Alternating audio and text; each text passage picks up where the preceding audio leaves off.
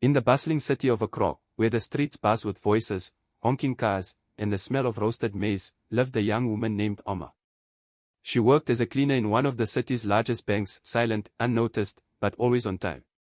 Every morning before sunrise, she swept the marble floors, wiped the glass doors, and watched rich men and women walk past her like she was invisible. One rainy morning, as thunder rolled across the sky, Oma found a brown envelope lying beneath a chair near the teller's desk. She bent down, thinking it was just another receipt or document. But when she opened it, her heart froze. Inside were bundles of crisp dollar notes, neatly stacked and wrapped with the bank seal. She quickly counted, $1 million. For a moment, the sound of rain faded. Her breath grew shallow. She looked around. No one had seen her pick it up. The security guard was asleep, the cameras in that corner had been broken for weeks, and the bank manager hadn't arrived yet. Oma's hands trembled. Her life flashed before her eyes, the tiny room she shared with her sick mother, the unpaid hospital bills, the nights she went to bed hungry.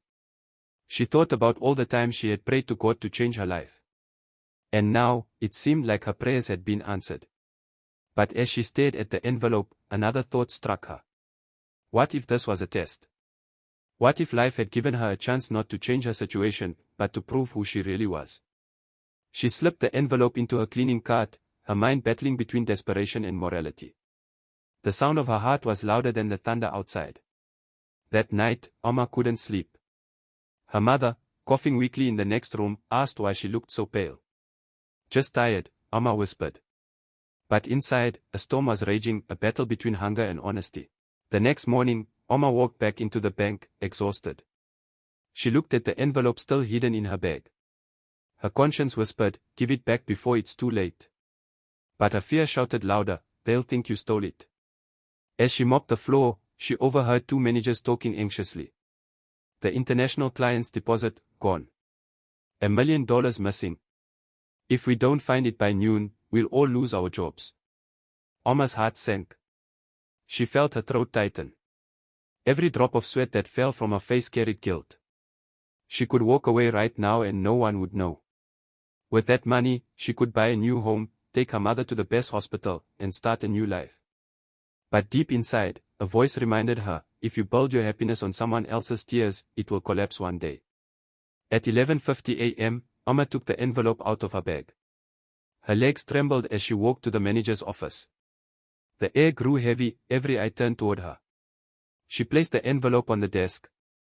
I found this yesterday, she said softly. The manager's eyes widened. He opened the envelope, gasped, and called in the head of security.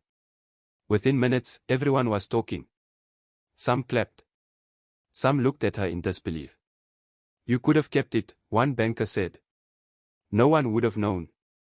Oma smiled faintly. Maybe no one else would have known, she replied, but I would have known. By afternoon, the story had spread through the entire building. Even the bank's director came to meet her. You've saved not just money, Oma, you've saved our trust, he said. A week later, Oma received a letter with the bank seal. She opened it slowly, expecting perhaps a small thank you note. But instead, the letter read. Dear Ms. Oma, the board has decided to offer you a permanent position as an assistant administrator, along with a full medical sponsorship for your mother. Your honesty has proven that character is more valuable than gold. Tears filled her eyes. For the first time, she realized that honesty may not make you rich instantly, but it makes you peaceful forever. Months later, when people walked into the bank, they no longer saw Oma as the cleaner. They saw a woman who chose truth over temptation. One day, the same manager who had once ignored her asked, Oma, weren't you ever tempted to keep it?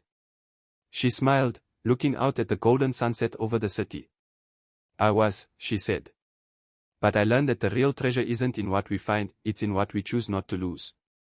And so, in a world where everyone seems to chase shortcuts, Oma became a reminder that integrity still has a place even in the heart of modern Africa. Moral, sometimes, the hardest choice is the right one.